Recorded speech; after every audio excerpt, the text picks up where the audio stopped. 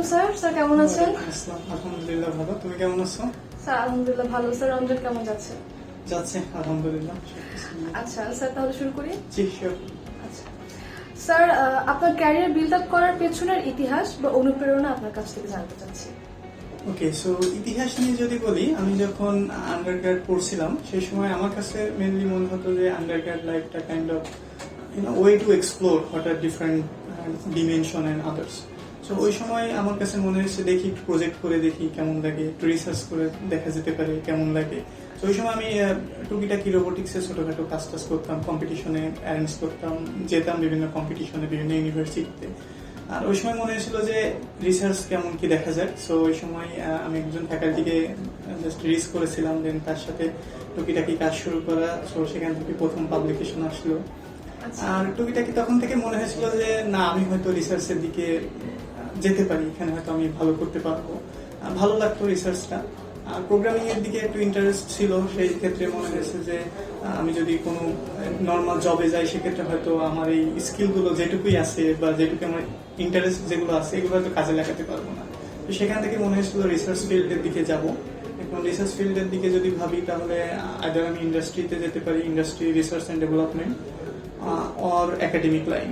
So বাংলাদেশের পার্সপেক্টিভে আসলে at least ওই সময়তে ইন্ডাস্ট্রিতে অতটা বেশি সুযোগ ছিল না আমাদের। সো বা আমি যদি বলি এখনো অতটা বেশি ইন্ডাস্ট্রির দিকে আমাদের অতটা নাই। তো সব মিলায়ে তখন মনে হচ্ছে তাহলে একাডেমিক দিকেই যাই। সো সেই সেন্সেই আমি মার্চ 2019 মার্চ 10 গ্রাজুয়েট করি। মার্চ 26 আমি Bangladesh army international university Comilla cantonment ওখানে জয়েন করি। তারপরে ওখানে 1 year 7 months কাজ করি। তারপরে right now BRAC university October 2020 থেকে আসি। আচ্ছা স্যার। ইতিহাস আচ্ছা স্যার, আপনি আপনার পাবলিকেশনের কথা যেটা বলছিলেন, আপনার গবেষণার বিষয়বস্তুগুলোর সাথে আমাদের ছাত্রদের পরিচয় করালে এবং ছাত্রাবস্থায় পড়াশোনার পাশাপাশি কিভাবে আপনি গবেষণা বা লেখালেখি চালিয়ে গেছেন সেই বিষয়ে যদি আলোচনা করতেন তাহলে তারা অনেক লাভবান হতো। ওকে, ধন্যবাদ। সো যেটা বলছিলাম যে আমি ওই সময় একজন ফ্যাকাল্টিকে রিস করেছিলাম এবং তার সাথে টুকিটাকি কাজ শেখা। লাইক আমরা লেখার ক্ষেত্রে কনফারেন্স জার্নাল এগুলো লেখার ক্ষেত্রে লেটেক একটা অনেক সুন্দর মিডিয়াম, বা আদার দেন ওয়ার্ড, মাইক্রোসফট অফিস ওয়ার্ড ছাড়া লেটেক অনেকে ইউজ করে। সো ওইটা শেখার সময় আমার তখন মনে হয়েছে না, লেটেকটা আমার ভালো লাগছে, এটাও কাইন্ড অফ একটু প্রোগ্রাম লেখা মতো। তো সব মিলায় তখন মনে হয়েছে না, আমি রিসার্চের দিকে যেতে পারি। সো ওই যে রিসার্চটা শুরু করলাম। তার সাথে সাথে প্রথম পাবলিকেশন আমি যদি বলি একটা, সেটা ছিল হচ্ছে স্যারের সাথে যেটা কাজ করেছিলাম, এটা economic analysis of grid connected photovoltaic system এমন ছিল। তো ওখানে মেনলি আমি একটা অ্যালগোরিদম ডেভেলপ করছিলাম, যেটা হচ্ছে লাইক ইলেকট্রিসিটি কতটুকু আছে এখন, পিভি দিয়ে কতটুকু জেনারেট হচ্ছে। সো সেখান থেকে কি আমি লোডে কতটুকু আমরা ইউজ করবো হাউস হোল্ডে, নাকি সেটা আমি গ্রিডে দিব, বা যখন আমি পিভি থেকে জেনারেট করতে পারছি না তখন হয়তো গ্রিড থেকে আমি কিছু ইলেকট্রিসিটি নিব। তো সব মিলাই এই জিনিসগুলো নিয়ে এখানে অ্যালগোরিদম ডেভেলপমেন্ট ছিল। আমি kind of part of the work ছিলাম, জাস্ট শুরুতে শেখা। সেই সময় থেকে হাতে খড়ি বলা যায় যে গবেষণা জিনিসটা কি, কনফারেন্স কি, কোনটা কিভাবে লিখতে হয়, জার্নাল জিনিসটা কি। আর এরপরে আমাদের থার্ড ইয়ারে ওখানে একটা প্রজেক্ট করতে হয়। এটা কারিকুলাম অনুসারেই একটা প্রজেক্ট, যে ফ্যাকাল্টি ঠিক করে দেওয়া হয়, সুপারভাইজার, প্রজেক্ট সুপারভাইজার, তার আকারে এক সেমিস্টার ধরে একটা প্রজেক্ট করতে হয়। আমি যে প্রজেক্টটা করেছিলাম internet of things based energy management, আর আমি বলতে পারি স্মার্ট মিটারিং। মিটার দিয়ে এখন যেহেতু অনেকটা প্রিপেড মিটারিং চলে আসছে, বাট ওই সময়তে অতটা প্রিপেড মিটারিং অতটাও ছিল না। হয়তো কারেন্টলি বলা যায় ওই সময় কেবল ইন্ট্রোডিউস হচ্ছিল। সো আমার কাজটা ছিল যে আমি কিভাবে এনার্জি মিটারের ডেটাটা আমি আইওটির মাধ্যমে ওটা নিয়ে আমি একটা সার্ভারে পাঠাবো। সো সার্ভারে পাঠানো মানে এটা ইন্টারনেটে যাওয়া, ক্লাউডে যাওয়া। সো ক্লাউডে থাকলে আমি যে কোনো জায়গা থেকে ডেটাটা অ্যাক্সেস করতে পারবো। এক্সিস্টিং মিটারিং এর প্রবলেমটা কি ছিল, সেটা হতে পারে লেটসে যেখানে মিটারটা আছে আমাকে যেয়ে মিটারটা দেখতে হবে যে এখন কত ইউনিট ইলেকট্রিসিটি পড়লো, বা এটা হয়তো আমরা নর্মালি অতটা বেশি দেখিও না, বা মান্থ এন্ডে হয়তো বিলটা আসে।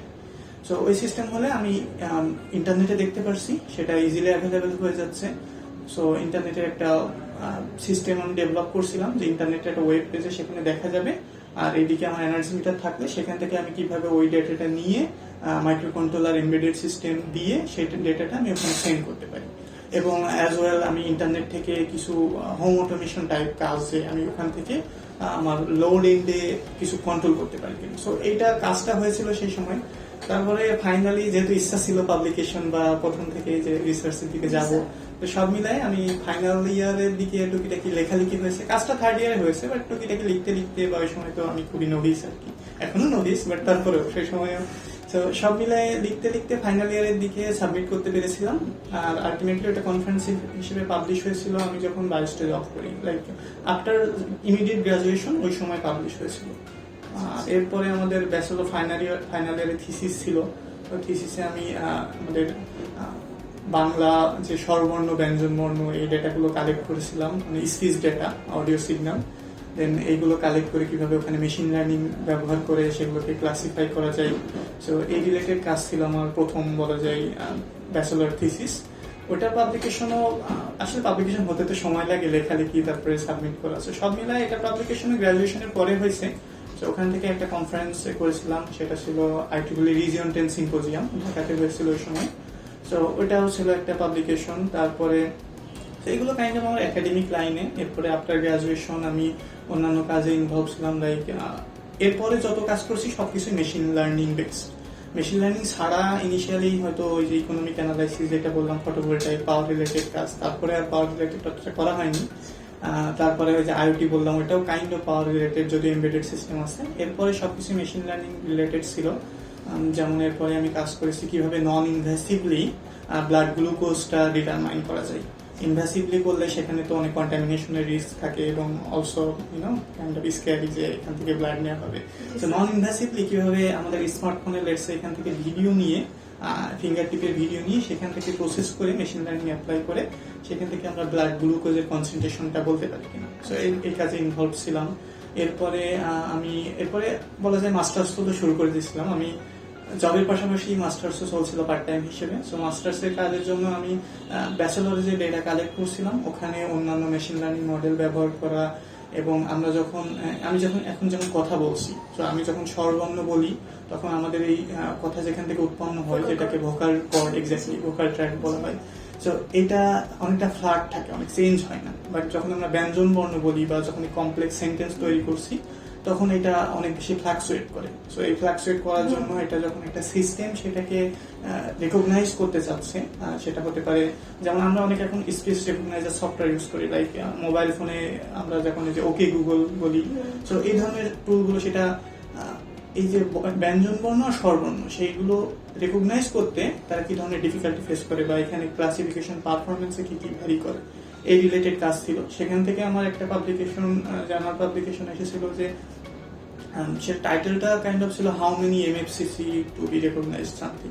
সো মেনলি MFCC নামে একটা ফিচার বলা হয়, কাইন্ড অফ আমরা বলতে পারি, মানে ইন এ সিম্পল সেন্টেন্সে বলতে গেলে ওই যে বললাম রেকগনাইজ করা, মোবাইল যেমন আমাদের কথা রেকগনাইজ করছে, সো এটা করার সময় অনেক সময় আমরা কিছু ইনফরমেশন এক্সট্রাক্ট করি অডিও সিগন্যাল থেকে, কারণ সিগন্যাল তো MP3 এই ধরনের ডেটা। সো ওই ডেটা প্রসেস করার জন্য ওখান থেকে এখন কয়টা ডেটা নেওয়া উচিত হবে এটার উপর একটা স্টাডি ছিল।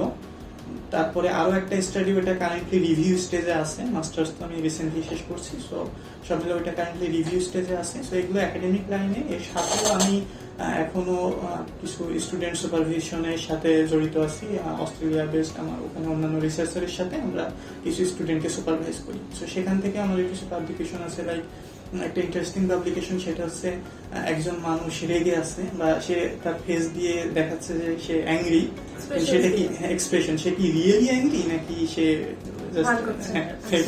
তো এই জিনিসটা মেশিন লার্নিং মডেল দিয়ে কিভাবে, মনে করো তুমি অ্যাংরি দেখাচ্ছ আমাকে, এখন এটা আমি দেখছি, সো আমার ফিজিওলজিক্যাল সিগন্যাল লাইক আমার পিপিল ডায়ামিটার, সো এটা দ্বারা কি আমি আনকনসিয়াসলি সেটা বুঝতে পারছি কিনা যে এটা রিয়েল নাকি ফেক।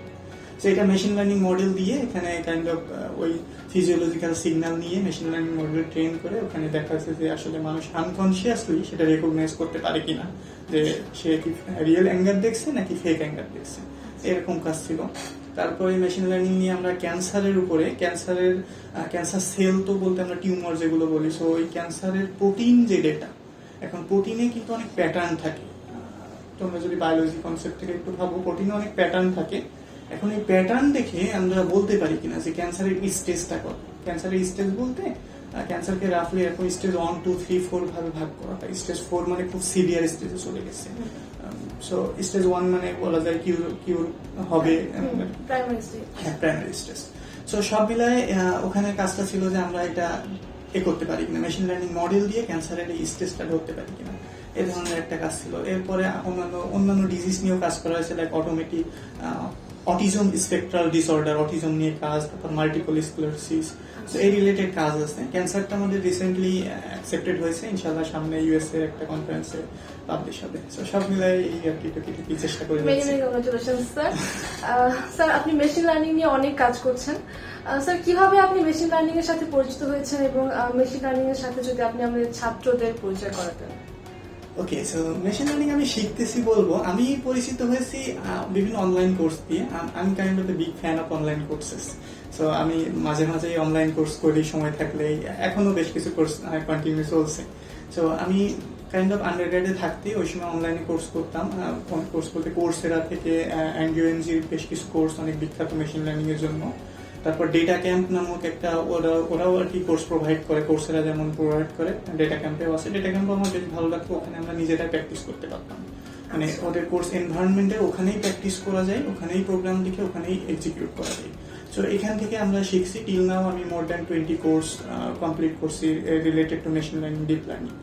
সো এই রিলেটেড কোর্স করতে করতে আমার শেখা। এখন আমি যদি ছাত্রছাত্রীদেরকে পরিচয় করিয়ে দিতে চাই, সো সেক্ষেত্রে আমি বলবো অ্যাজ এ হিউম্যান আমরা যখন ছোটবেলায় কোনো কিছু শিখি, আমরা হিউম্যান লার্নিং যদি বলি, ছোটবেলায় হয়তো আমরা 1, 2, 3 এগুলো পড়া শিখেছি, বা কোনটা দেখতে কেমন এগুলো হয়তো আমাদের বাবা মা শিখিয়েছে, যে 1 দেখতে এমন, সেটা অন্য সময় হয়তো অন্যভাবে একটু আঁকা বাঁকা করে লিখেও দেখেছি, বা ইংলিশের ক্যারেক্টারগুলোর ক্ষেত্রেও তো এভাবে আমরা লিখে দেখেছি। তো এভাবে আমরা কিন্তু বিভিন্ন ক্যারেক্টার বা বিভিন্ন লেখা দেখে আমরা নিজেদের ব্রেনকে টিউন করিয়েছি, আমরা শিখেছি যে 1 দেখতে এমন হয়, 2 দেখতে এমন হয়। তো এটা যেমন হিউম্যান লার্নিং, এখন মেশিন লার্নিং মানে মেশিনকে আমি এটা শেখাতে চাচ্ছি। তো আমরা যেমন তাহলে কি বিভিন্ন সংখ্যা দেখে দেখে শিখেছি, 1 এমন হতে পারে আবার এমন হতে পারে। তো তেমনি ভাবে মেশিন লার্নিং এ এখানে আমরা ডেটা সায়েন্সও বলে থাকি। সো এমন বিভিন্ন প্যাটার্নের ডেটা আমরা মেশিনকে দিয়ে মেশিনকে চিনাতে সহযোগিতা করি, যে এইভাবে দেখতে 1 হয়। যেমন আমি যে এক্সাম্পলটা দিচ্ছি, এটাকে মেশিন লার্নিং টার্মে বলা যায় যে ডিজিট ক্লাসিফিকেশন। সো এটা যদি বেঙ্গলি ডিজিট বলি, বেঙ্গলি হ্যান্ড রিটেন ডিজিট, তাহলে 1 থেকে 10 পর্যন্ত হ্যান্ড রিটেন ডিজিট আছে। সো হ্যান্ড রিটেন ডিজিট গুলোকে আমরা কিভাবে রেকগনাইজ করতে পারি, সো সেটা কিভাবে হতে পারে? তাহলে আমি ডেটাগুলো, আমাকে ইমেজ যে ডেটা, সেগুলো মেশিন লার্নিং মডেলে দিব। মেশিন লার্নিং মডেল দিলে সে ইজিলি ওইটা থেকে একটা প্যাটার্ন সে দেখবে, যে কি প্যাটার্ন হলে কোন সংখ্যা দেখা যায়। আমরা মানুষ যেমন একটা প্যাটার্ন আমরা দেখে আমরা লার্ন করি, তো মেশিনকে লার্ন করানো, তাহলে এখানে কিছু ফান্ডামেন্টাল থিংস আছে। আমাকে অনেক ডেটা দিতে হবে, ডেটা দিলে মেশিন সে শিখবে যে এইটা 1 দেখতে এমন হয়। তো এটাকেই আমরা জেনারেলি বলি মেশিন লার্নিং, আর্টিফিশিয়াল ইন্টেলিজেন্স। এটা বলি যে আমরা আর্টিফিশিয়ালি বুদ্ধিমত্তা তৈরি করছি। সো আর্টিফিশিয়াল ইন্টেলিজেন্সের একটা সাব ডোমেন হচ্ছে মেশিন লার্নিং, যে মেশিনকে ডেটা দিয়ে ট্রেন করানো, so that they can identify itself which one looks like this. Thank you so much sir. Sir embedded system কি, এই নিয়ে একটু সংক্ষিপ্ত আলোচনা যদি করতেন। ওকে, সো এমবেডেড সিস্টেম নিয়ে তোমাদের কোর্স আছে একটা, কারেন্টলি সামনে এটা আছে। মাইক্রো কন্ট্রোলার পড়ানো হয়, এটা পরবর্তীতে নামই হবে embedded system design. So embedded অর্থটাই আসছে যে কোনো কিছুর ভিতরে এমবেড হয়ে আছে। সো আমি যদি সিম্পল এক্সাম্পল একটা দেওয়ার চেষ্টা করি, লাইক আমাদের কারগুলোতে জিপিএস সিস্টেম থাকে, বা আমাদের স্মার্টফোনে এখন জিপিএস সিস্টেম আছে। আমরা যখন ম্যাপ ইউজ করি জিপিএস, তো জিপিএস কিন্তু কি করছে, যে সে স্যাটেলাইটের সাথে কমিউনিকেট করছে, করে এখন সে কোন কোঅর্ডিনেটে আছে, সে সেই কোঅর্ডিনেটটা স্যাটেলাইটের সাথে করছে, কমিউনিকেট করে সে নিজেকে আইডেন্টিফাই করছে, এবং আমরা কোনো ফ্রন্ট এন্ড সফটওয়্যারের মাধ্যমে, গুগল ম্যাপের মাধ্যমে আমরা দেখতে পাচ্ছি আমরা কোথায় আছি। So embedded এর মেইন কনসেপ্ট হচ্ছে it is a part of a broader system and it has some dedicated function. Like GPS, সে তার ডেডিকেটেড ফাংশন হচ্ছে সে কোথায় আছে, তার কোঅর্ডিনেটটা কি, সে সেটা বের করছে। যেমন হতে পারে প্রিন্টারের ক্ষেত্রে তার main purpose, dedicated function, printer data print করে। বাট এর ক্ষেত্রে এখানে এমবেডেড কোনো মাইক্রোকন্ট্রোলার বেস সিস্টেম থাকতে পারে, সে কি করছে, যে ডেটা রিড করতেছে এবং প্রিন্টারের জন্য রেডি করে দিচ্ছে। সেই জন্য এমবেডেড সিস্টেম বলা হয় একটা অন্যান্য সিস্টেমের একটা পার্ট, এবং সে সেই ডেটাটাকে প্রসেস করতেছে বা সেই জায়গাটা তার একটা ফাংশন আছে। এমবেডেড সিস্টেম মোস্টলি সব ক্ষেত্রে মাইক্রোকন্ট্রোলার মাইক্রোপ্রসেসর সিস্টেম এখানে থাকে। Thank you so much sir. Sir আপনি হুয়াওয়ের সাথে একটি প্রোগ্রামের সাথে সম্পৃক্ত হয়েছেন এবং হয়ে চায়না গিয়েছিলেন সম্প্রতি। স্যার এই সম্পর্কে যদি কিছু বলতেন। ওকে, সো হুয়াওয়ের প্রজেক্টটা খুব এক্সেলেন্ট প্রজেক্ট ছিল। ওটা 2 সপ্তাহ ব্যাপী প্রজেক্ট ছিল, 15 ডেজ। সো ওটা ওই সময় আমরা 2018 এর ব্যাচ ছিলাম, প্রতি বছরই হুয়াওয়ে নিয়ে যাই। ওই সময় 10 জন স্টুডেন্টকে নিয়েছিল 5টা ইউনিভার্সিটি থেকে। আমি কুয়েটকে রিপ্রেজেন্ট করেছিলাম, আমি এবং আমার এক ফ্রেন্ড। আমাদের ওখানে এক্সামিনেশন হয়ে দেন ভাইবা হয়ে 2 জনকে সিলেক্ট করা হয়েছিল। প্রোগ্রামটার টার্গেট যদি বলি হুয়াওয়ে সম্পর্কে জানানো এবং চায়না সম্পর্কে জানানো। সো ফার্স্ট উইকে আমরা বেইজিং এ ছিলাম, ওখানে বেইজিং ল্যাঙ্গুয়েজ এবং কালচারাল ইউনিভার্সিটিতে আমরা ভেরি বেসিক চাইনিজ সম্পর্কে শিখেছি, চাইনিজ ক্যালিগ্রাফি, চাইনিজ লার্নিং এগুলো সম্পর্কে হালকা শিখেছি। আমাদেরকে লাইক স্টাডি ট্রিপ মতো বিভিন্ন জায়গায় ঘুরতে নিয়ে যাওয়া হয়েছে, সব হুয়াওয়ে ফান্ডিং থেকে। সো সবকিছু হুয়াওয়ে ফান্ডিং থেকে। হ্যাঁ, এক্স্যাক্টলি। সো প্রথম সপ্তাহ বেইজিং এ ছিল, বেইজিং বিএলসিইউ ইউনিভার্সিটিতে, ওখানে কিছু লার্নিং এবং কিছু ঘুরতে নিয়ে যাওয়া বা আমাদের ওখানে গ্রেট ওয়াল নিয়ে যাওয়া, ওখানে বেইজিং কালচারাল ভিলেজ ছিল শেনজেনে, সেখানে নিয়ে যাওয়া। সো প্রথম উইক বেইজিং, নেক্সট উইকে শেনজেনে গিয়েছিলাম। শেনজেনে মেনলি হুয়াওয়ের হেডকোয়ার্টার শেনজেনে। সো হুয়াওয়ে হেডকোয়ার্টার, ওখানে আমাদের কিছু ল্যাবে কিছু এক্সপেরিমেন্টাল কাজ, এক্সপেরিমেন্ট বলতে আমাদের শেখানো যে মেনলি হুয়াওয়ে আমরা স্মার্টফোন আকারে জানি, বাট হুয়াওয়ে পুরো আইসিটি সলিউশন দেয়।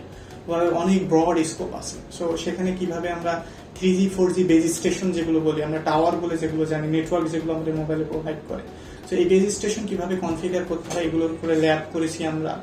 এবং হুয়াওয়ে সম্পর্কে আরো জেনেছি যে হুয়াওয়ে কি কি প্রোডাক্ট সাপ্লাই করে and so on. So it was an wonderful journey I would সে।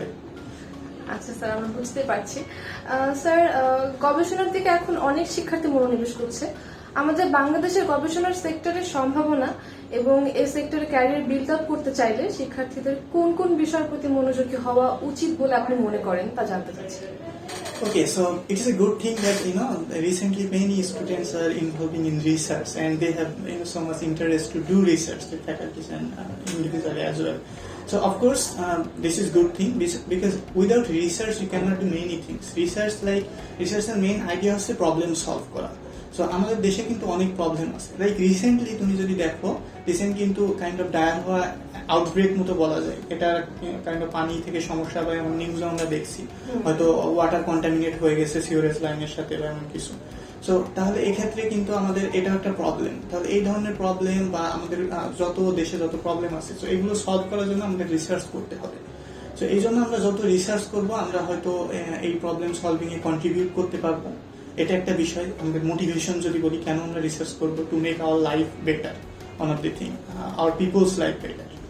এবং স্টুডেন্টরা যেটা করতে পারে, অফকোর্স শিখতে হবে এবং এখানে সুপারভিশনটা ইম্পর্টেন্ট। সো সেক্ষেত্রে তারা অবশ্যই ফ্যাকাল্টি সুপারভিশন হোক বা ইন্ডাস্ট্রি কোনো এক্সপার্টের সাথে ক্লোজলি লিঙ্ক হয়ে কিভাবে কোন প্রবলেম সলভ করা যায় সেদিকে দেখতে পারে, কি কি টুল আমাদের শেখা উচিত, কিভাবে লিখতে হয় বা আমরা কোথায় পাবলিকেশন করবো। রিসার্চের একটা ওয়ান অফ দি থিং থাকে পাবলিশ করা, to publish it for wider audience so that they can know what we are doing, because publication A peer review stage থাকে। so peer means অন্যরা তোমার কাজকে জাজ করবে। so এই জন্য এই প্রসেসগুলো সম্পর্কে জানা, কোনটা কিভাবে কি কাজ হচ্ছে। so এই জন্য অবশ্যই আমি সাজেস্ট করবো যে অ্যাটলিস্ট কোনো সুপারভাইজারের সাথে, সেটা ফ্যাকাল্টি হতে পারে বা কোনো ইন্ডাস্ট্রি বা কোনো সিনিয়র ভাই বোন যারা কাজ করছে রিলেটেড, তাদের সাথে এঙ্গেজ হয়ে কাজ করা। এবং আস্তে আস্তে অনেক বেশি সুযোগ তৈরি হচ্ছে। রিসার্চের একটা আছে যে আন্ডারগ্র্যাডে হয়তো ব্যাচেলরটা অত বেশি রিসার্চ ইন্টেন্সিভ না, but at least masters PhD academic line থাকতে হলে এখানে রিসার্চই মেন।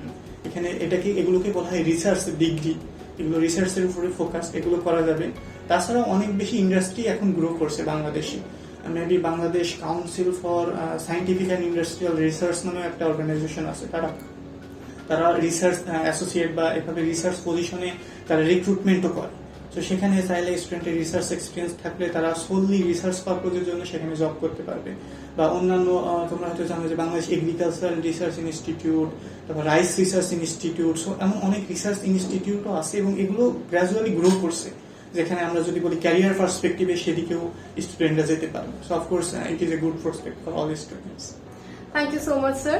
স্যার আপনাকে অনেক অনেক শুভেচ্ছা জানাই এবং অনেক অনেক ধন্যবাদ আমাদেরকে সময় দেওয়ার জন্য। আশা করছি আপনার ভবিষ্যৎ জীবনে আপনি রিসার্চ নিয়ে অনেক দূর এগিয়ে যাবেন। Thank you. Glad to be here. Thank you, Pratt University Electrical and Electronic Club, for organizing such an event. So thank you. Yes. Thank you sir, thank you so much.